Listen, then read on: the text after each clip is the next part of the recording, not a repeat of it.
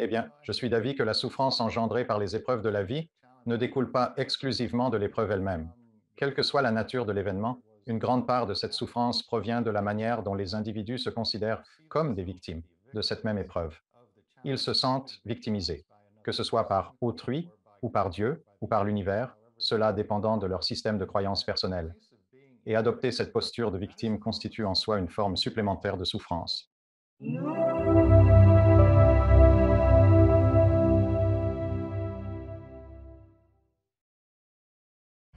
Je suis ravi d'accueillir dans l'émission Rob Schwartz. Comment ça va, Rob? Je vais très bien. Et vous, Alex? Je vais très bien. Merci beaucoup d'avoir pris le temps pour l'émission. J'ai vu une interview de vous et je l'ai trouvée absolument fascinante. Vous parliez de la planification de l'âme, de la mission de votre âme dans cette vie, de toutes ces choses. Et vraiment, je n'avais pas vraiment exploré ces concepts de manière approfondie. Mais avant de démarrer l'émission, pourriez-vous me dire comment vous avez commencé votre parcours spirituel? Eh bien, tout s'est passé en peu de temps, en 2003. Pendant plusieurs années, j'étais dans le monde de l'entreprise, à faire essentiellement de la rédaction d'entreprise, du marketing, de la communication. Ça ne me plaisait pas du tout. Je me sentais très insatisfait.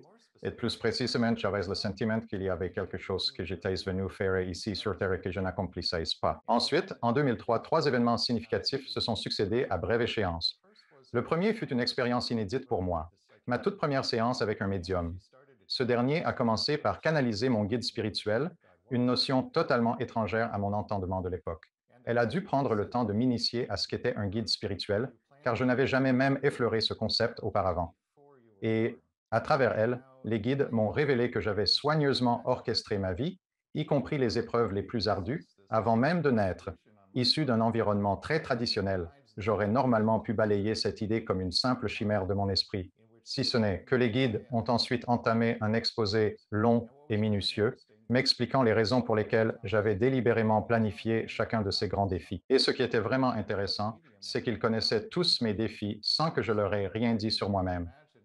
Je n'avais d'ailleurs rien révélé au médium avant la séance.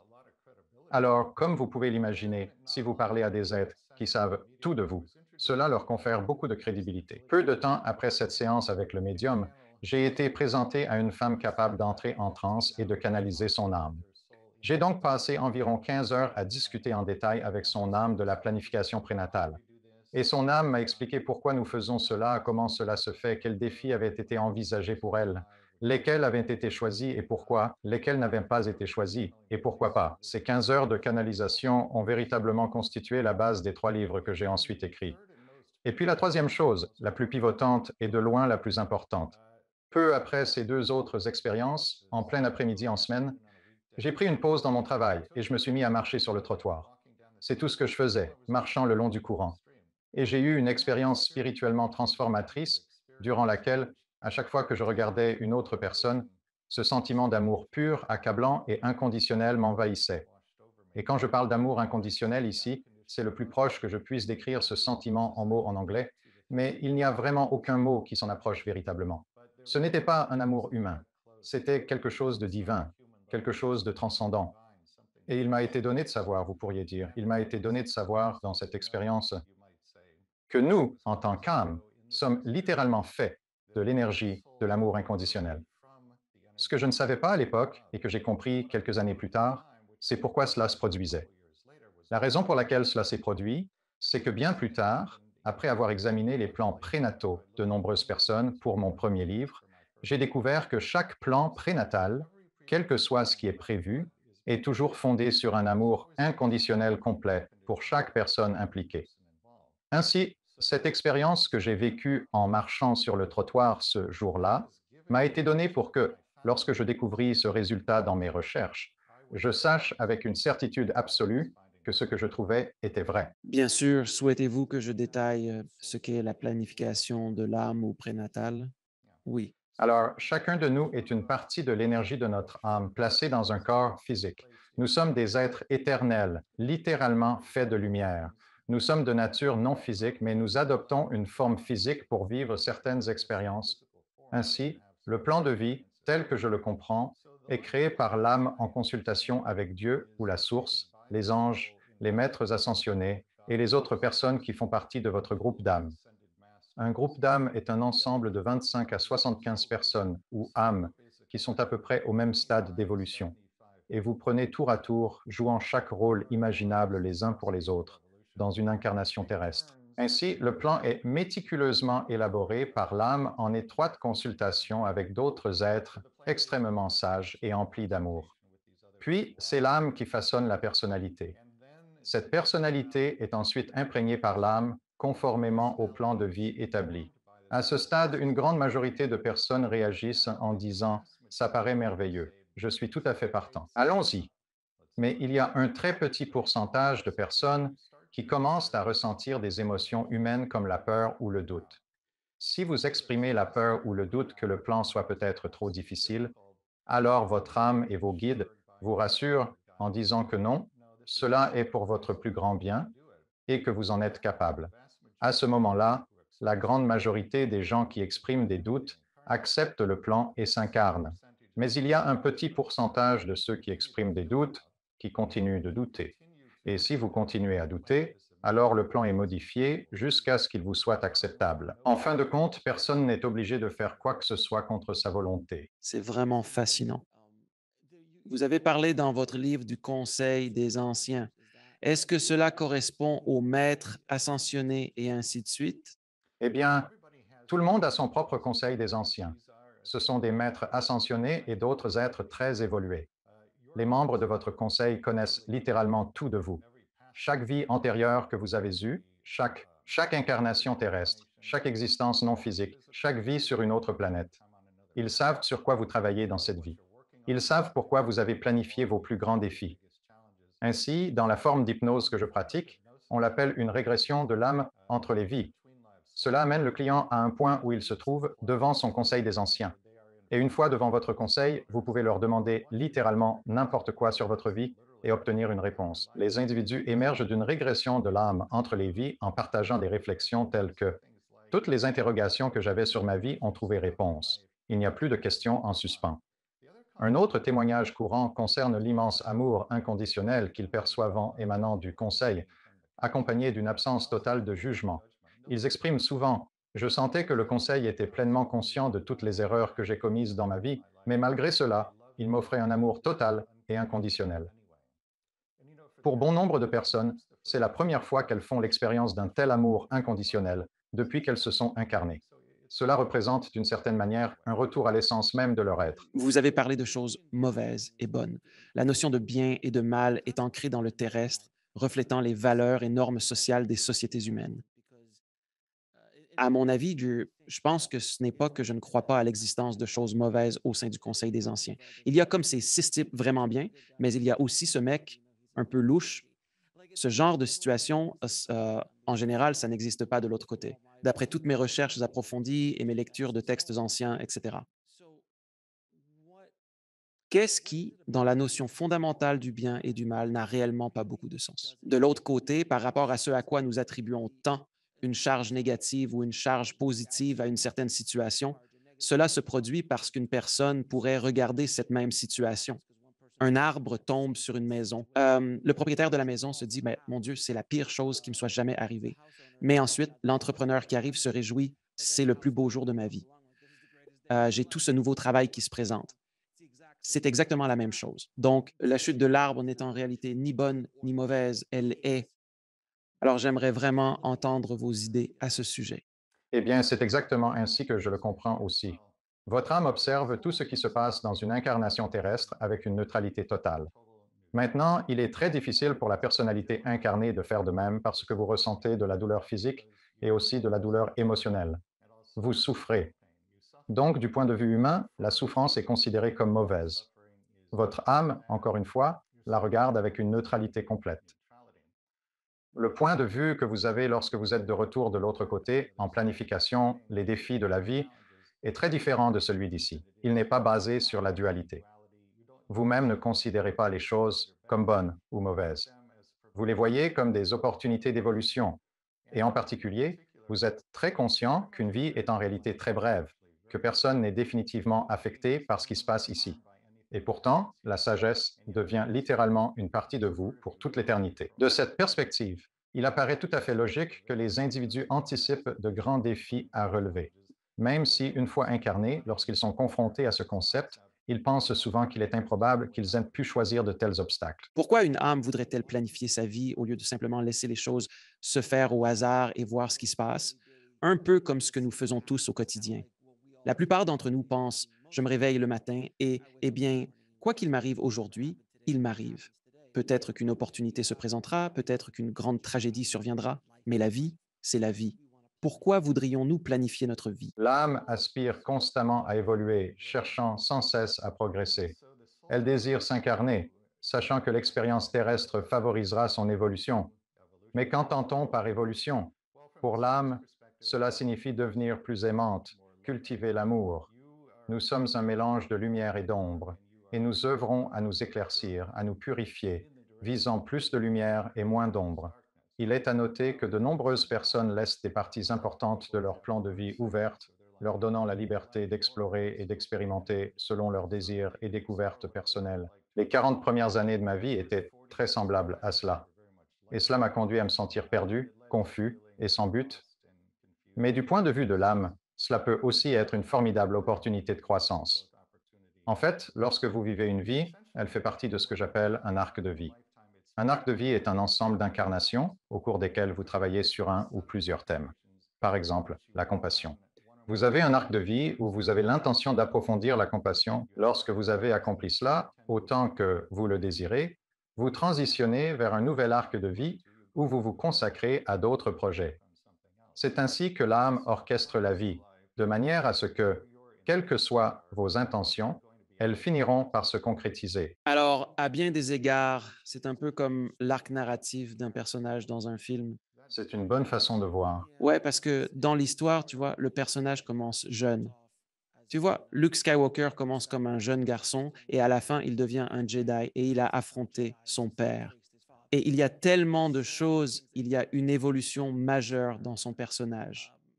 Pour nous, si je comprends bien ce que tu expliques, nous avons plusieurs arcs à travers plusieurs vies pour nous concentrer sur certains aspects spécifiques des choses que nous devons apprendre, telles que la compassion, compassion, empathy, plus aimant. Et puis, il y a aussi ce que cela fait d'être de l'autre côté de ce sentiment, quand on manque de compassion ou lorsqu'on est submergé. D'après ce que j'ai lu au fil des ans, c'est que nous vivrons tout ce qui est possible. Vous serez le roi, vous serez le paysan, vous serez l'oppresseur, vous serez l'opprimé, vous serez l'emprisonné, vous serez le prisonnier, vous serez le geôlier. Et chaque aspect, la dualité inhérente à chaque aspect de ce qui peut être expérimenté dans le monde humain et physique, nous emprunterons à un moment ou à un autre ces chemins. Cela semble être une affirmation juste, n'est-ce pas? C'est une affirmation juste. C'est exactement comme je le comprends aussi. Et il n'y a pas seulement un arc de vie où vous travaillez sur un ou plusieurs thèmes, mais également, dans chaque incarnation physique sur Terre, vous avez ce que j'appelle des points d'inflexion.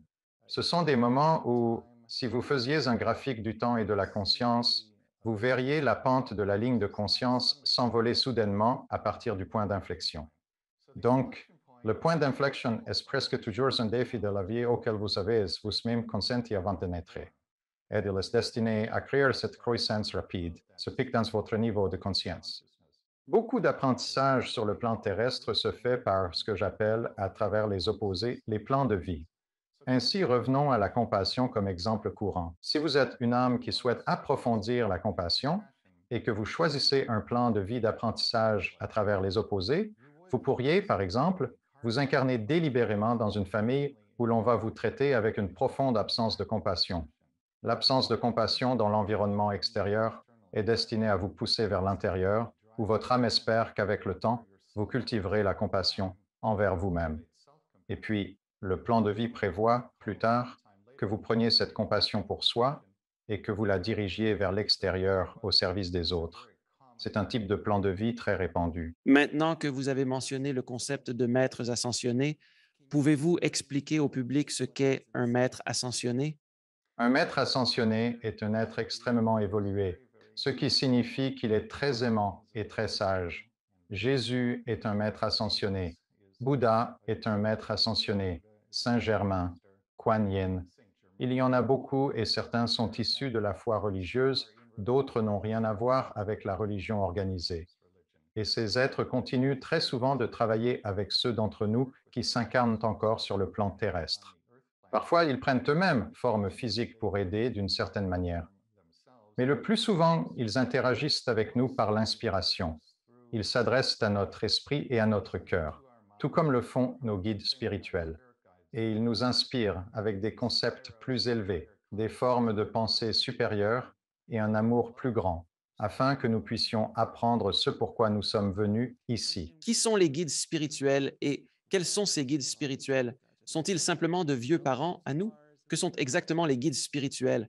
Les guides spirituels sont les êtres les plus impliqués dans notre vie quotidienne. Ils supervisent ce qui se passe. Ils savent tout ce qui vous arrive. La manière dont ils le savent, c'est à travers votre vibration. Donc, si vous êtes heureux, ils le ressentent. Si vous êtes en détresse, ils le ressentent et viennent à votre secours. Ils connaissent votre plan de vie, ils savent ce que vous vouliez apprendre en venant ici et ils vous aident de toutes les manières possibles pour que vous appreniez ce que vous êtes venu apprendre. Souvent, la manière dont ils aident consiste à vous empêcher de faire quelque chose que vous pensez vouloir faire et que vous croyez être pour votre plus grand bien. Je vais vous donner un exemple de ma propre vie. À cette époque cruciale, juste avant de m'engager sur la voie que je parcours actuellement, je sondais différentes opportunités dans le monde de l'entreprise. L'idée même de m'intéresser à la spiritualité ne m'avait pas encore traversé l'esprit. Je savais simplement que je ne trouvais pas de satisfaction dans mon travail et c'est pourquoi j'ai postulé à de nombreux postes pour lesquels mes qualifications étaient indéniables, mais étrangement, je n'en décrochais aucun. J'avais cette sensation très forte que des forces invisibles fermaient ces portes délibérément. À cette époque, le concept de guide spirituel m'était inconnu, mais avec le recul, il m'apparaît évident que mes guides spirituels ont intentionnellement fermé ces portes parce que je devais me diriger vers le chemin sur lequel je me trouve à présent. Oui, et je crois que c'est un sentiment auquel beaucoup d'entre nous peuvent s'identifier, ce désir ardent de certaines choses qui, malheureusement, ne se concrétisent pas pour nous, malgré le fait qu'on les veuille de tout notre cœur. Je veux dire, il arrive que l'on poursuive cet objectif pendant 10, 15, voire 20 ans, et ça ne se concrétise tout simplement pas pour vous. C'est le moment où vous découvrez quelque chose qui correspond parfaitement à ce que vous êtes destiné à faire. Les portes s'ouvrent alors en grand et tout semble devenir tellement plus facile. Et des événements auxquels vous n'auriez jamais imaginé se produisent sans le moindre effort conscient, parfois de manière presque. Et c'est presque magique la manière dont cela se produit. Cela m'est arrivé à quelques reprises dans ma vie, mais je constate si souvent que les gens, je veux dire, je dis cela en plaisantant, mais imaginez un instant si nous avions obtenu absolument tout ce que nous désirions quand nous étions enfants ou adolescents ou que Dieu nous en garde dans nos années vingtaine. Nous serions entrés dans les mauvaises relations, nous aurions décroché les mauvais emplois, nous aurions saisi les mauvaises opportunités, nous serions entrés dans tellement de... Il y a des choses qui nous auraient détruits si nous avions eu tout ce que nous voulions dans les moindres détails, à chaque étape. Si vous y pensez ainsi, vous réalisez que peut-être, quand les choses ne se passent pas comme prévu, c'est parfois pour le mieux. Il y a probablement une bonne raison à cela. Il y a une très bonne raison à cela. Et l'inverse est vrai. Beaucoup de choses que nous considérons comme absolument terribles sur le moment, 5 ans plus tard, 10 ans plus tard, vous regardez en arrière et vous vous dites, vous savez quoi? C'était l'une des meilleures choses qui me soit jamais arrivée. Sans aucun doute. J'ai eu un invité une fois qui appelait ça la fenêtre du recul. C'est le moment où ça se produit jusqu'au moment où vous vous dites, attendez une minute. C'était vraiment une bonne chose qui m'est arrivée. Dieu merci que cela me soit arrivé. En fait, cette fenêtre représente le temps qu'il vous faudra pour vous défaire de ce fardeau négatif. Parce qu'une fois que vous comprenez que cette chose négative qui vous est arrivée, ça pourrait être que vous n'avez pas eu le job, vous n'avez pas eu l'opportunité, vous n'avez pas eu la fille, ou que vous n'avez pas pris l'avion pour Paris alors que vous deviez rester à New York. Vous avez raté ce train qui a déraillé, des choses de ce genre. Vous commencez à comprendre parce qu'en prenant de l'âge, vous regardez en arrière et vous pensez, vous voyez ce que je veux dire. Cette terrible chose qui me semblait être la fin du monde sur le moment, 5 ans plus tard, je me dis, Dieu merci, je ne suis pas sorti avec cette fille. Dieu merci, cette fille m'a quitté. Dieu merci pour cette opportunité professionnelle. Dieu merci, j'ai été licencié à cette époque parce que j'ai été licencié. J'ai lancé ma propre entreprise. Si je n'avais jamais été licencié, Dieu seul sait où je me trouverais à présent. C'est véritablement intéressant. Avec l'âge, on commence à percevoir ces choses sous un autre angle.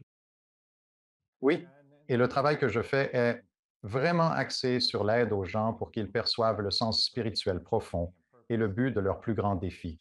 Lorsque les gens font une régression des âmes entre les vies, ils parlent à leurs conseils.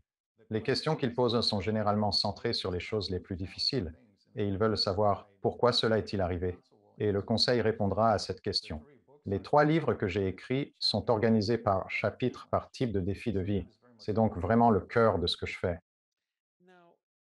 Dans bon nombre des textes anciens, des écrits spirituels, ils abordent un concept appelé le karma. Beaucoup d'entre nous, c'est dans l'ère du temps maintenant. Les gens parlent de karma instantané. Maintenant, quand quelque chose se produit, et c'est quelque chose que la plupart des gens comprennent, le concept de karma. D'un point de vue intellectuel, pouvez-vous expliquer le karma et quel effet cela a sur le but de notre âme, notre plan de vie et ainsi de suite? Mon interprétation du karma peut être un peu différente de la compréhension moyenne. Ce que j'ai observé dans mon travail, c'est que le karma est un sentiment d'inachèvement par rapport à une expérience particulière. Pour illustrer avec un exemple, imaginons que 2 personnes aient partagé une vie antérieure au cours de laquelle l'une était malade et l'autre son soignant. Lorsque ces 2 âmes repassent de l'autre côté et procèdent à leur bilan de vie, comme nous le faisons tous à la fin d'une incarnation, elles observeront cette relation de soins et pourront se sentir ou non en paix avec celle-ci. Peuvent est le mot-clé ici. Elles décident par elles-mêmes si elles considèrent cette expérience comme achevée ou non. Si elles se sentent en paix, alors, selon ma compréhension, il n'y a pas de karma et elles passeront à la planification d'une expérience totalement nouvelle et différente. Mais si elles se sentent inachevées par rapport à cela, ce sentiment d'inachèvement constitue le karma. Supposons donc qu'elles ressentent cela. Comment équilibrent-elles le karma? Eh bien, la chose la plus simple à faire est d'échanger les rôles. Ainsi, celle qui était malade prévoit de devenir soignante et celle qui était soignante planifie de relever le défi d'une maladie physique dans sa vie. C'est un exemple très simple, mais c'est en substance le fonctionnement. Eh bien, si vous êtes un voleur ou que vous êtes un voleur dans cette vie et que vous volez et causez beaucoup de misère aux gens à cause de vos actions, il doit y avoir une sorte de scénario d'action et de réaction, car il n'est pas possible d'agir de manière irréfléchie. En faisant toutes ces sortes de mauvaises actions dans la vie et ne pas avoir une sorte de problème karmique plus tard dans une autre vie, du moins selon ma compréhension, d'après les textes religieux et les enseignements spirituels. D'après les textes que j'ai lus, c'est également ma compréhension. Mais la clé pour comprendre tout cela, c'est de savoir que lorsque vous retournez de l'autre côté, et disons que vous étiez un voleur dans votre dernière incarnation, si vous pouviez faire la transition vers le domaine non physique, y arriver et ne pas ressentir, incomplet avec cette expérience, alors vous n'auriez toujours pas de karma. Mais le fait est que vous allez presque certainement ressentir le besoin de rééquilibrer les choses. C'est tout simplement la nature d'une âme qui aime sans condition. Si vous avez causé du tort, alors vous aurez naturellement envie de réparer. Il serait donc extrêmement improbable qu'un voleur retourne de l'autre côté et se dise, tu sais quoi?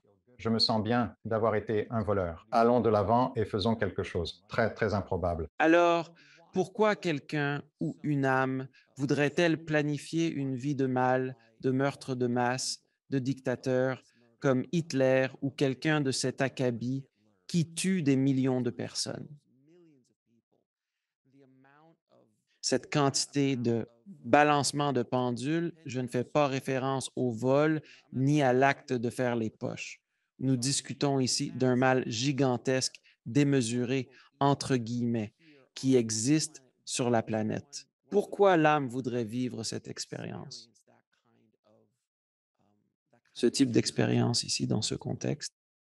Je ne pense pas que les âmes veuillent jouer ce genre de rôle. Ce qui se passe, c'est que la personnalité incarnée a toujours le libre arbitre. Ainsi, quel que soit le plan établi avant la naissance, vous pouvez utiliser votre libre arbitre pour prendre des décisions qui vous écartent partiellement ou même totalement du plan prénatal. Et c'est intéressant que vous ayez mentionné Hitler, car d'après ce que je sais, c'est ce qui lui est arrivé. Ce qui m'a été expliqué lors des séances de channeling pour mes livres, c'est que Hitler avait en fait prévu, croyez-le ou non, de devenir un grand leader spirituel. Ainsi, son âme l'avait doté de dons censés rendre cela possible, des dons de charisme, d'éloquence, de rhétorique, et ainsi de suite. Il y avait même dans le plan préalable à sa naissance d'Hitler une option spécifique selon laquelle il utiliserait sa peinture pour inspirer spirituellement les gens. Vous savez peut-être qu'il aimait peindre. Il était d'ailleurs très doué. Mais apparemment, il a eu une enfance assez difficile et donc il a utilisé son libre arbitre pour répondre aux défis de son enfance en prenant la direction opposée à celle qui avait été prévue. C'est ce qui se passe, je pense. Il avait donc le choix de devenir soit un maître spirituel, soit il a emprunté le chemin qu'il connaissait, mais malheureusement, il a choisi la mauvaise direction. Parler de mauvais choix dans la vie, ouais, je veux dire, c'est un assez mauvais choix, c'est le moins qu'on puisse dire. Pourquoi est-il si complexe pour nous de déterminer notre raison d'être dans l'existence? C'est parce que nombreux sont ceux qui, tout comme Miranda, s'évadent dans les bois pour des années, s'efforçant de saisir ce qui nous procure une réelle joie. Pour quelles raisons sommes-nous présents sur cette terre? Quelles aptitudes nous ont été conférées afin de les offrir au monde? Ce dont nous discutions, c'est que lorsqu'on découvre cette activité que l'on est destiné à faire, des portes commencent à s'ouvrir, rendant notre existence plus joyeuse et plus accomplie. Pourquoi est-ce si difficile à trouver? Certains le découvrent tôt dans la vie, mais d'après mon expérience, la plupart ne le trouvent pas. La plupart mettent des années, sinon toute une vie. Beaucoup ne le trouvent même pas dans cette vie. Ils finissent par faire des choses qui ne les rendent pas heureux. Ils deviennent aigris et en colère et ainsi de suite. Pourquoi est-ce donc si difficile? Je pense qu'il y a deux ou trois choses en jeu. L'une d'elles, c'est que nous arrivons avec une amnésie. Généralement, on ne se souvient de rien concernant le plan prénatal. Et c'est volontaire. Pourquoi fait-on cela? C'est un peu comme la différence entre un examen avec livre ouvert et un examen avec livre fermé à l'école. Si l'examen est avec livre ouvert, on ne révise pas de manière aussi sérieuse. On pense qu'on pourra simplement chercher les réponses pendant l'examen. Et donc, on apprend moins. En oubliant le plan prénatal, la vie devient effectivement un examen avec livre fermé. Cela la rend plus difficile et plus exigeante, mais on finit aussi par apprendre, beaucoup plus. L'autre aspect, selon moi, c'est qu'on ne comprend pas toujours ce qu'il faut chercher quand on essaie de découvrir notre but dans la vie. Ainsi, la personne moyenne pense en termes de renommée, de prestige, d'argent, accumuler le succès matériel et ainsi de suite. Ce n'est pas la réussite telle que la définit votre âme. Votre âme essaiera de vous guider sur le chemin principal que vous avez prévu, à travers l'inspiration, l'aspiration, l'excitation et la joie. Si dès le plus jeune âge, on nous apprenait à rechercher l'aspiration, l'inspiration, l'excitation et la joie, beaucoup de personnes trouveraient leur but bien plus rapidement et bien plus aisément. Mais on ne nous enseigne pas cela, et cela rend les choses de beaucoup plus difficiles. D'après les lectures faites au fil des ans, j'ai entendu dire que si dans des vies antérieures, vous êtes très héroïque, vous faites beaucoup de bonnes actions, vous aidez beaucoup de personnes. C'est un peu comme si dans la prochaine vie, Nadine, on avait la possibilité de naître à nouveau. Supposons que vous ayez eu 2 ou 3 vies antérieures et que vous deveniez de plus en plus héroïque, de plus en plus empathique et de plus en plus compatissant au fil des vies. Et puis, tout à coup, dans une vie, vous voilà, d'accord, vous allez naître extrêmement attirant. Vous allez bientôt naître extrêmement riche. Vous aurez accès à des biens matériels, des choses dans ce monde que la plupart des gens n'ont pas. Et c'est, à bien des égards, un test pour voir comment vous réagissez à ce scénario. Et aussi parce que la plupart des personnes dans ce scénario, je ne peux pas dire absolument tout le monde, mais la plupart pourraient finir par succomber à l'ego, pourraient en finir par se laisser séduire par le matérialisme parce que c'est tout simplement trop enivrant. Mais beaucoup de ceux qui sont nés dans cette situation la rejettent et choisissent de suivre un chemin spirituel. Et il y a le Bouddha qui est un exemple parfait de cette exacte situation. C'est juste, n'est-ce pas? Je crois que cela se produit, mais je ne crois pas que ce soit aussi simple que cela. Je pense que de nombreuses personnes qui mènent des vies héroïques, qui deviennent extrêmement compatissantes ou quoi que ce soit d'autre, sont remarquables. Parfois, les âmes décident de planifier des vies extrêmement difficiles juste pour expérimenter le changement. Il existe également ce que j'aime appeler une vie de vacances, qui correspond assez bien à ce que vous décrivez. Une vie de vacances, c'est précisément ce que le terme évoque, une existence qui comporte peu ou peut-être aucune grande difficulté. Les âmes s'accordent parfois des vies de vacances en guise de récompense pour avoir surmonté avec succès des épreuves dans une vie antérieure. Elles peuvent aussi choisir une vie de vacances si elles n'en ont jamais expérimenté auparavant, car l'âme aspire à vivre toutes sortes d'expériences. Wow, je n'avais vraiment jamais entendu parler de ça auparavant. Une vie de vacances, c'est une idée fascinante. C'est vraiment une perspective intéressante parce qu'il semble qu'il y ait pas mal de gens dans ce monde qui mènent réellement une vie de vacances. Ils sont simplement fortunés et se permettent de faire tout ce qu'ils souhaitent, bénéficiant d'un accès illimité à tout ce qu'ils convoitent. Il n'existe aucune façon imaginable qu'ils ne souffrent que si c'est leur véritable désir et ceci continue ainsi. Ils ne sont pas nombreux, mais ils sont tout de même assez. Et si vous regardez la vie des riches et célèbres, pour ainsi dire, et certaines choses comme ça, c'est intéressant de penser que ça, j'ai eu une période assez difficile et là, je vais partir pour Tahiti. Vous savez, beaucoup de gens qui semblent avoir la vie facile en apparence rencontrent en réalité toutes sortes de défis dont nous n'avons même pas connaissance. Et il faut aussi prendre en compte la nature complexe de la condition humaine. Lorsque vous êtes de retour de l'autre côté, vous êtes dans un état d'union ou d'unité, en conscience avec tous les autres êtres. C'est vraiment formidable. Quand vous entrez dans un corps, vous êtes dans un état de séparation. Vous apparaissez alors comme un individu qui est séparé et distinct de tous les autres. Cela provoque de l'anxiété, de la solitude et une multitude de souffrances diverses. Et non seulement vous croyez être isolé de tous les autres êtres, mais vous êtes également confronté à la gestion d'un ego. Et cet ego peut se montrer extrêmement cruel, très punitif, et il est souvent rusé et sournois lorsqu'il s'agit de l'affronter. Ainsi, même ceux qui paraissent jouir d'une existence tellement aisée, ils pourraient en réalité mener de grandes batailles intérieures contre leur propre ego. Oh, je veux dire, jetez un œil à Will Smith. Vu de l'extérieur, il semble être l'une des plus grandes stars de cinéma au monde. Riche, célèbre, il fait absolument ce qu'il veut. Il semblait avoir tout pour lui. Cependant, en coulisses, on a fini par découvrir l'étendue de la souffrance qu'il a dû endurer dans ses relations personnelles.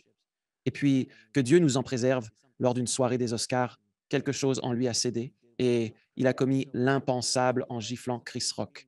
Vous avez parfaitement raison de le souligner. Cela ne signifie pas toujours qu'ils possèdent tout ce qu'ils désirent, ni que leur vie est exempte de défauts. Je pense que c'est Jim Carrey qui l'a le mieux dit. Il a dit, je souhaite à tout le monde de obtenir tout ce qu'ils ont toujours voulu dans cette vie pour qu'ils comprennent que ça ne signifie rien. Cela a été très bien exprimé. Parce qu'il a, au sens propre, chaque rêve qu'il avait jamais fait s'est concrétisé. Il est devenu une des célébrités les plus riches et les plus en vue de la planète. Il a réalisé toutes ses ambitions, toujours accompagné des femmes les plus séduisantes. Il possédait tout ce qu'il pouvait désirer. Et puis, finalement, il a pris la décision que cela ne lui suffisait plus. Ce n'est pas pour moi, au point qu'il envisage maintenant de prendre sa retraite et de se consacrer à la peinture. C'est donc très intéressant. Oui, je pense que Jim Carrey est quelqu'un qui saisit vraiment l'essence des choses. Il comprend ce que signifie réellement l'expérience de la vie terrestre. Ouais, c'est vraiment intéressant de suivre sa carrière parce que toi et moi, on l'a vu grandir et évoluer dans le milieu jusqu'à atteindre le niveau où il est aujourd'hui, ce qui est radicalement différent. Je trouve même qu'il y a un côté assez drôle à cela. Shalik, j'ai oublié de prononcer son nom de famille. Il était le réalisateur de Ace Ventura et je pense à un grand nombre de Big. Bruce Almighty, beaucoup de ses grands films avec Jim Carrey. Et lui, un jour, vivait seul dans un manoir de plusieurs millions de dollars à Pasadena.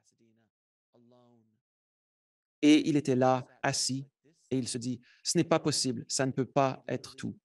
Et littéralement, il a tout rejeté, arrêté de faire de gros films hollywoodiens et a commencé à faire des films qu'il voulait faire. Et il a emménagé dans une caravane, dans un parc de caravanes. Il se déplaçait toujours à vélo, comme s'il avait complètement... Et il a fait un virage à 180 degrés dans sa vie. Et encore une fois, quelqu'un dans le milieu d'Hollywood, l'un des plus grands réalisateurs, des réalisateurs à succès, de l'argent. Il pouvait faire aboutir n'importe quel projet qu'il désirait. Et il est juste comme, ce n'est pas ce pourquoi je me suis engagé. À bien des égards, c'est intéressant. J'ai entendu dire quelque chose de similaire concernant Elon Musk récemment, et je ne sais pas si c'est vrai, mais il paraît qu'il a vendu ses 6 maisons et maintenant il réside dans une toute petite maison. Et lorsqu'il voyage, il ne réside pas dans des suites de luxe, il préfère s'installer chez des amis, dormir dans une chambre d'amis et faire des choses comme ça. Il fait du canapé surf. Ouais, il est en mode canapé surf. Il serait assez embarrassant si Elon décidait de venir. Tu sais, du genre, salut, est-ce que je peux squatter ton canapé? Enfin, je veux dire, il y a un hôtel Super 8 juste au coin, bien plus confortable que mon canapé. Mais bon, non, c'est un esprit intéressant. Il fait des choses qui sont vraiment intéressantes dans notre génération. Il repousse les limites dans de nombreux domaines. Certains ne l'apprécient pas et c'est leur droit, mais on ne peut nier ce qu'il a accompli. Je veux dire, beaucoup de gens n'aimaient pas Steve Jobs, mais il a changé le monde. Il a laissé une empreinte indélébile dans l'univers de la technologie. tout comme, vous savez, comme certaines personnes n'apprécient pas Bill Gates. Il a réellement accompli quelque chose qui a contribué au progrès de toute l'humanité et je crois qu'Elon tente de faire pareil en ce moment, ce qui est tout à fait captivant à suivre, tant son parcours que ses initiatives. Oui, espérons sincèrement que toute cette situation avec Twitter aboutira à un espace véritablement open source, un endroit où la liberté d'expression sans censure est possible. Nous verrons comment cela se développe. Ça va être intéressant. Ouais, c'est encore autre chose. Genre, quand tu pensais qu'il ne pouvait plus rien faire, tu te dis, oh, d'accord, maintenant, voyons voir ce qui va se passer. Tout de suite. La souffrance est-elle nécessaire pour apprendre en tant qu'âme? Je ne dirais pas que c'est absolument essentiel, mais c'est certainement une méthode très puissante, efficace et qui permet une accélération de l'apprentissage. Le fait est que, et je le constate très clairement à travers les histoires que j'ai étudiées pour mes ouvrages, certains sous-groupes d'âmes apprennent mieux en éprouvant de la souffrance et en ayant le cœur brisé. Si vous faites partie de ces âmes, vous pourriez choisir de naître sur Terre, car c'est ici que cela arrive. Beaucoup rechignent à cette idée, mais je crois que c'est une raison majeure de la souffrance terrestre. Nombre d'âmes progressent et assimilent mieux les leçons de vie à travers ces douleurs. Je ne peux dire que d'après ma propre expérience que lorsque vous souffrez et que vous traversez quelque chose de très traumatisant, vous apprenez, vous avez bien plus de chances d'en tirer une leçon en faisant cela. C'est un peu comme si je vous parlais du feu et que je vous disais de ne pas y mettre la main, n'est-ce pas? Mais tant que vous n'y aurez pas mis la main et ressenti la brûlure, vous ne saisirez pas pleinement la leçon. Vous pourriez en comprendre une partie, mais je vous le garantis, si vous touchez au feu, ne serait-ce qu'une fois, en règle générale, vous n'aurez pas l'envie de le retoucher. Eh bien, c'est tout à fait exact. Et encore, lorsque vous planifiez ces défis depuis l'autre côté, vous êtes conscient que la durée de vie terrestre est éphémère. Vous ne serez pas blessé de façon permanente, ni ne causerez de dommages irréversibles à autrui, et pourtant, la sagesse que vous, a quieres vous accompagnera pour l'éternité. Sous cet anglais, il est donc cohérent que les âmes se préparent à relever de grands défis. Je pense que chacun ici ressent qu'il fait face à des défis dans sa vie. Chacun a sûrement encore un ou deux défis à surmonter. Les rencontres sans aucun doute. Et pour certains, ils sont plus nombreux. Mais on apprend et ce n'est pas toujours facile. Le concept le plus simple à saisir est souvent celui de la simplicité. Pourtant, ma vie a été jalonnée de défis, tout comme la vôtre, je présume. Chaque épreuve m'a inculqué d'innombrables informations et leçons que je garde précieusement en moi. Beaucoup s'interrogent depuis que j'ai publié un livre sur l'un de mes défis les plus éprouvants. Ils me questionnent. Si vous pouviez revenir en arrière, changeriez-vous cet événement? Ma réponse est catégorique non. Si je l'avais changé, je ne serais pas qui je suis. Probablement que je ne ferais pas ce que je fais actuellement, vous parler, si je n'avais pas vécu cette expérience dans la vie. C'était très traumatisant, mais pourtant, c'était une partie de mon parcours, m'a façonné et fait ce que je suis aujourd'hui. Eh bien, je suis d'avis que beaucoup de la souffrance issue des épreuves de la vie ne découle pas uniquement de l'épreuve elle-même.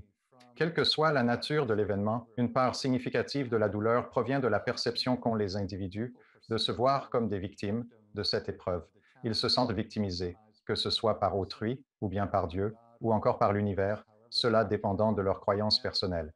Et adopter cette posture de victime constitue en elle-même une forme de souffrance.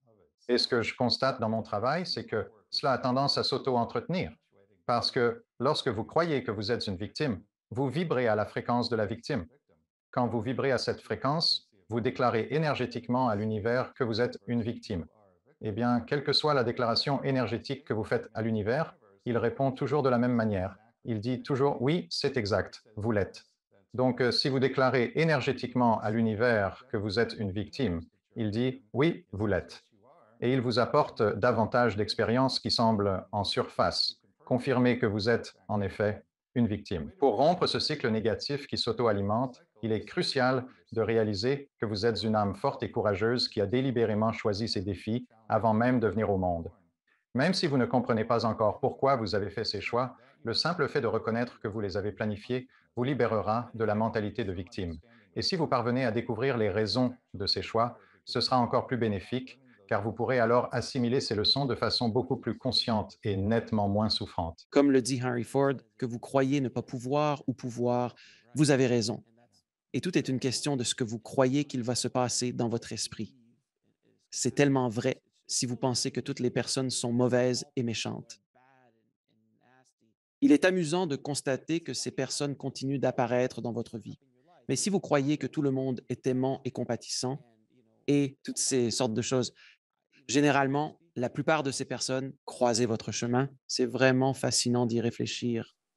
Mais encore une fois, c'est très intéressant d'en parler de manière intellectuelle, mais il faut juste examiner votre propre parcours de vie et simplement prendre beaucoup des choses dont nous discutons ici et les comprendre comme cela s'applique à votre parcours de vie personnel tel que vous l'avez vécu. Les croyances sont réellement extrêmement importantes.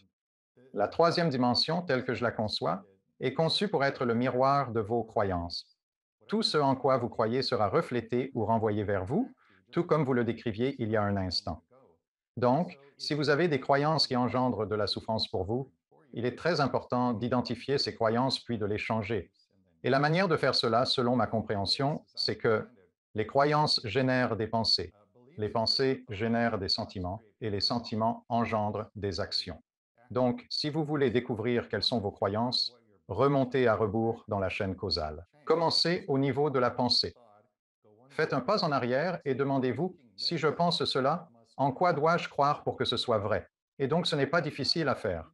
Je veux dire, pendant votre journée, soyez attentif aux pensées qui vous traversent l'esprit. Choisissez-en une qui sera probablement propice à un examen fructueux. Ce serait quelque chose comme un jugement. Imaginons que vous marchiez dans la rue et soudain, cette pensée vous traverse l'esprit. Oh, il faudrait appeler la police de la mode.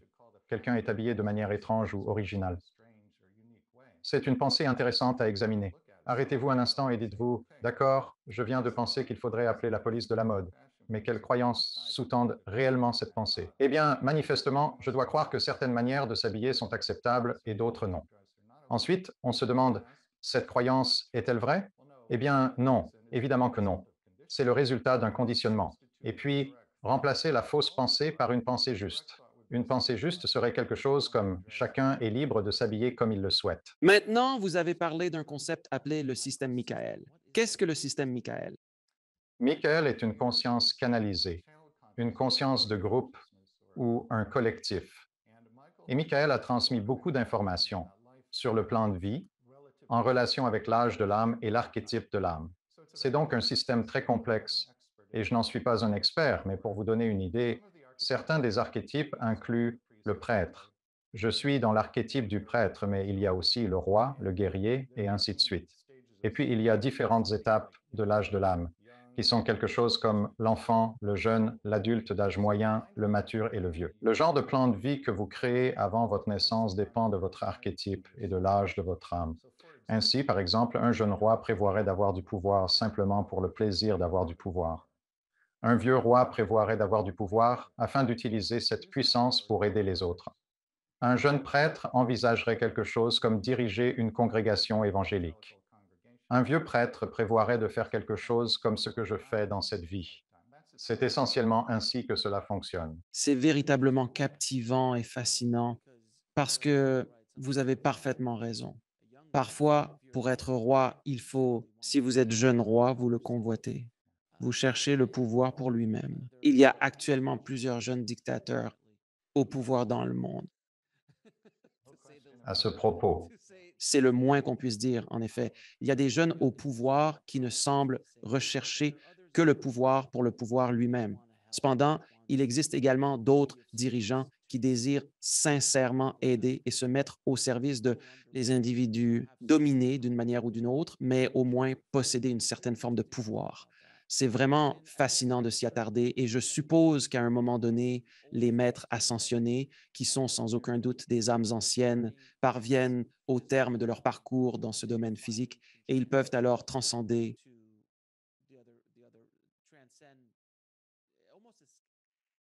Il y a une question que je veux te poser. Sommes-nous piégés ici? Autrement dit, beaucoup d'entre nous sont comme, nous sommes pris dans ce genre de, nous devons aller et apprendre toutes ces leçons, vivre toutes ces expériences.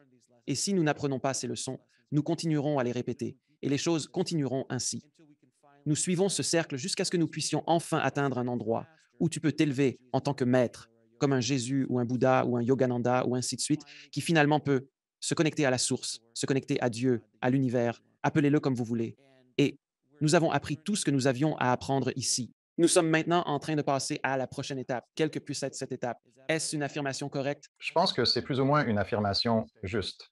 Je ne crois pas que nous soyons piégés ici, dans le sens où Dieu ou une entité extérieure à nous-mêmes nous imposerait de vivre un certain nombre d'incarnations sur Terre. Ce que je pense, c'est que, comme nous en discutions précédemment, tu accomplis certaines actions dans une vie et toutes ne sont pas empreintes, disons, d'amour pur. Lorsque tu passes de l'autre côté et que tu procèdes à ta révision de vie, tu ressens un sentiment d'incomplétude vis-à-vis de ces actions. Ainsi, tu es en quelque sorte piégé dans le sens où c'est toi-même qui choisis de revenir, poussé par ce sentiment d'inachèvement. Vous avez souvent l'envie de réparer vos erreurs, mais je ne pense pas que quiconque vous y oblige à revenir. Vous prenez cette décision de votre propre volonté et c'est ainsi que cela se passe. C'est juste dans votre nature une âme. Vous désirez faire le bien parce que vous le souhaitez vraiment en vous disant, hey, j'ai commis pas mal d'actes louches. Cela me laisse une impression d'inachevé.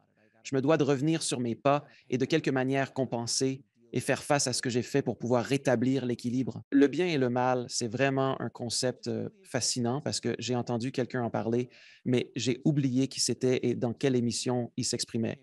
Je pense que c'était un yogi qui est venu et a mentionné que chaque fois qu'un grand mal, pour ainsi dire, surgit dans le monde, il y a un grand bien émerge pour le combattre et rétablir l'équilibre.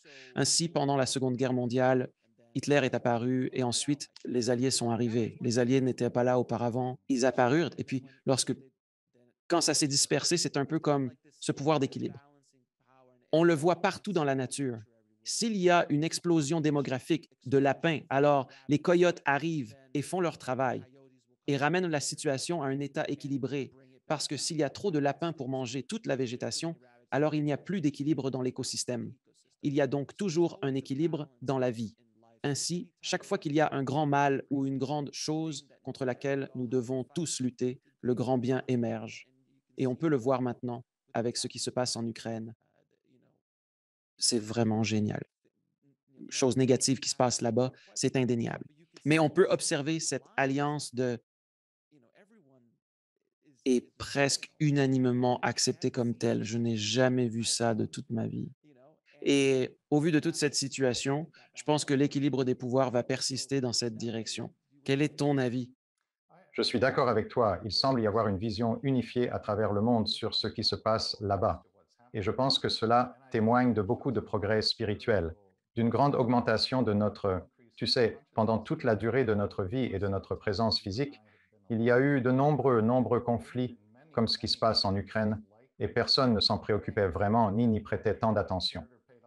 Eh bien, maintenant, tout à coup, les choses sont différentes. Tout le monde est uni contre ce que fait la Russie. Je pense que cela montre beaucoup de progrès. Ouais, je veux dire, je pense qu'au début des années 90, quand l'Irak a envahi le Koweït, c'était en quelque sorte exactement quelque chose, pas aussi unifié, mais il y avait définitivement un moment. Je m'en souviens parce que j'avais peur d'être appelé sous les drapeaux parce que j'étais au lycée à l'époque. Mais ils sont comme, non, vous ne pouvez pas envahir une nation souveraine. Et puis tout le monde est intervenu et en 30 minutes, ça devrait a mis fin à cette situation assez rapidement. Mais il y a eu des moments comme ça, mais rien de comparable à ce qui se passe actuellement. Et je dois vous demander, de manière générale, il y a tellement se déroule actuellement. Je veux dire, je me rapproche doucement de la cinquantaine dans ma vie. J'ai été témoin de beaucoup d'événements étant né à l'approche de la fin de la guerre du Vietnam et au cœur de l'époque Nixon, mais entre le changement climatique, l'économie, la pandémie, la guerre, nous vivons une série d'événements inédits. La fracture politique s'est intensifiée, atteignant des profondeurs inégalées, pas seulement aux États-Unis, mais globalement. Un changement radical se dessine, les gens se replient sur leurs convictions tribales. Selon vous, que se passe-t-il dans le monde? Il y a clairement un basculement. Quelque chose d'important est en train de se produire à l'échelle mondiale. Il se dégage une énergie en ce moment, on dirait presque un certain niveau de chaos. La situation ne paraît pas s'améliorer. En ce qui concerne l'aspect chaotique de la situation, que pensez-vous qu'il se passe exactement? C'est quelque chose sur lequel j'ai beaucoup réfléchi et que j'ai pas mal étudié pour mes livres. Ce qui se passe, selon moi, c'est que la Terre et tous ses habitants sont en train de vivre un processus d'ascension. Alors, qu'est-ce que l'ascension signifie? Cela veut dire que nous sommes en train de monter ou d'augmenter en vibration ou en fréquence. Pourquoi cela se produit-il? Eh bien, en partie parce que nous l'avons planifié de cette manière, mais aussi en raison de la quantité de lumière qui inonde notre planète. Cette lumière fait remonter à la surface tout ce qui lui est dissemblable, tout ce qui est de basse vibration. Elle agit ainsi afin que nous puissions le traiter, le faire passer par notre conscience, le reconnaître, lui exprimer notre gratitude, puis le relâcher. Donc, ce qui se passe, en substance, le monde entier et chaque personne qui s'y trouve traverse un processus de purification. Cela se produit pour la civilisation humaine dans son ensemble, et cela se produit dans la vie de chaque individu. Beaucoup de gens se promènent avec des traumatismes cristallisés, figés ou piégés, ou de la douleur dans leur corps, des choses qui se sont passées et qu'ils n'ont jamais totalement assimilées. Tout cela doit maintenant remonter à la surface pour que vous puissiez le traverser en pleine conscience et ensuite le lâcher. C'est ce que signifie la guérison organique ou intégrée. Cela signifie simplement que vous vivez consciemment la douleur émotionnelle. Et ce faisant, vous pouvez alors la libérer. Donc, si nous voulons rester incarnés sur la planète Terre tandis que Gaïa s'élève, nous devons également augmenter notre vibration. Et vous y parvenez en lâchant prise sur le traumatisme enfoui, la colère, le manque de pardon. Tout cela doit être libéré. Le chaos est une partie importante du processus. Dans mon premier livre, Le plan de votre âme, il y a un channeling où je parle à un ange. Et l'ange dit, je cite, le chaos est un terreau fertile. En effet, c'est le terreau le plus fertile pour la croissance. Et je pense que c'est exactement ce que nous traversons en ce moment. Eh bien, je serais d'accord avec cela, Angela, à bien des égards, parce que quand vous avez du chaos dans votre propre vie, vous apprenez, comme nous en parlions précédemment, vous apprenez assurément. Ce n'est pas agréable. Si vous aviez le choix, un choix conscient à cet instant, vous diriez, je préférerais ne pas être percuté par la voiture, je préférerais ne pas perdre ma maison ou mon argent ou des choses comme ça, mais cela crée des expériences d'apprentissage et mon Dieu, on en a beaucoup en perspective. C'est absolument vrai, car une multitude d'événements se sont déroulés tout au long des 10 dernières années et étaient implicitement sous-entendus. Le racisme, c'était comme quelque chose qui se trouvait juste sous la surface ici aux États-Unis et partout ailleurs. Mais le racisme, c'était quelque chose dont on ne parlait pas vraiment beaucoup ici ou là. Mais c'est maintenant à découvert d'une façon que je n'avais jamais expérimentée durant ma croissance et des préjugés, ainsi que d'autres éléments semblables qui étaient jusqu'alors plutôt en sommeil et se situaient juste en périphérie ou bien à la marge. Ce serait très marginal d'aborder ces sujets alors que maintenant ils sont au cœur des conversations du soir. Je sais, ouais. Et je pense que c'est exactement le genre d'expérience et de processus que nous devons traverser pour évoluer avec la Terre. Actuellement, beaucoup de gens, je crois, ressentent de la déception, voire de la dépression face à ce qui se passe dans le monde. Et extérieurement, on dirait que nous allons carrément dans la mauvaise direction. Mais si vous y pensez, par exemple, à ce qui se passe quand la lumière frappe un objet et projette une ombre, eh bien, plus la lumière est forte, plus l'ombre est sombre, jusqu'à ce qu'à un certain point, il y ait tellement de lumière qu'elle dissout en fait l'ombre. Je pense que nous sommes dans la phase de noirceur maximale qui précède la dissolution de l'ombre. C'est vraiment magnifique, une très belle analogie. En effet, c'est une excellente analogie. Je souhaitais également vous interroger concernant les enseignements d'Edgar Cayce. Pourriez-vous expliquer brièvement qui était Edgar Cayce? Et par la suite, pourriez-vous détailler ses enseignements ou ses dires concernant le but de l'âme et ainsi de suite? Ainsi, Kaisei a fait son retour dans l'au-delà. Durant sa vie terrestre, il exerçait en tant que médium. Nombreux sont ceux qui le tiennent pour le médium le plus éminent des États-Unis. Il existe également une anecdote captivante et pleine d'humour liée à Case et au concept de la planification prénatale. Une anecdote authentique. Lors des dernières années de son activité de médium, Case a eu l'occasion de rencontrer deux sœurs aisées venant de New York. Et la sœur s'adressa à lui disant, Monsieur Case, nous ne savons plus quoi faire au sujet de notre frère. Il réside sous un pont à New York. Il consomme de l'alcool excessivement. Au fil des années, nous avons tenté toutes les solutions imaginables pour l'aider à prendre un nouveau départ, mais hélas, rien n'a abouti, monsieur. Casey, pourriez-vous nous révéler quelque chose qui nous serait utile pour venir en aide à notre frère? Alors, entendant leur demande, Casey a procédé comme il le faisait habituellement. Il est entré en transe profonde à accéder aux annales akashiques, cet enregistrement non physique exhaustif de tout ce qui concerne la Terre, y compris les plans établis avant la naissance. Après quoi, il s'est adressé aux deux sœurs et leur a révélé, je le cite, votre frère est l'âme la plus évoluée sur laquelle j'ai jamais eu l'occasion de recueillir des informations. Et vous trois avez planifié ensemble, avant même votre naissance, qu'il ferait exactement ce qu'il a fait, afin que vous deux puissiez apprendre à être plus compatissantes. Eh bien, ce n'était pas exactement la réponse qu'elles espéraient, mais c'est ainsi que ça fonctionne. Et Casey le savait. Casey le...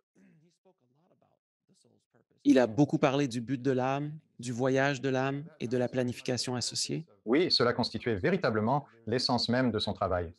Et pour ceux qui sont curieux, il existe le siège social situé à Virginia Beach. Si ma mémoire est bonne, cela s'appelle l'Association de recherche et d'éveil.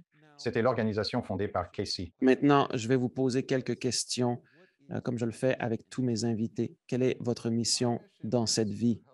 Ma tâche est d'accompagner les personnes dans la compréhension du sens spirituel profond et de l'objectif de leur plus grand défi. Et quel est donc le but ultime de l'existence? L'objectif final est de donner et de recevoir de l'amour. De très belles réponses, mon cher ami. Où les gens peuvent-ils en apprendre davantage sur toi, sur ton nouveau livre, L'amour de ton âme, ainsi que sur tes autres livres et ton œuvre? Le site web est yoursoulsplan.com. Je vous invite tous à vous inscrire à la newsletter sur la page d'accueil qui vous tiendra informé de tous les ateliers. Vous pouvez voir la liste des ateliers sur la page des événements. Si vous êtes intéressé par une régression d'âme en direct, cliquez sur Session dans le menu principal. Et si vous souhaitez me contacter pour poser une question ou pour toute autre raison, utilisez la page de contact. Tout est sur yoursoulsplan.com. Rob, merci beaucoup d'être venu à l'émission. C'était une conversation éclairante, c'est le moins qu'on puisse dire. J'espère que tous les auditeurs ont maintenant une meilleure compréhension. Et j'espère que c'est un point de départ pour faire plus de recherches pour mieux comprendre essayer d'en apprendre davantage sur ces processus et espérons-les nous aider dans notre propre parcours de vie. Je te suis reconnaissante, mon ami. Eh bien, c'était super de discuter avec toi. Tu poses d'excellentes questions et merci de faire cette émission. Je pense que tu apportes beaucoup de lumière dont notre monde a grandement besoin. Je te remercie. Je fais ce que je peux. Je donne le meilleur de moi-même, mon ami. Alors, merci. Moi aussi. Merci de regarder. Cliquez sur une des vidéos ci-dessous pour poursuivre votre voyage et n'oubliez pas de vous abonner.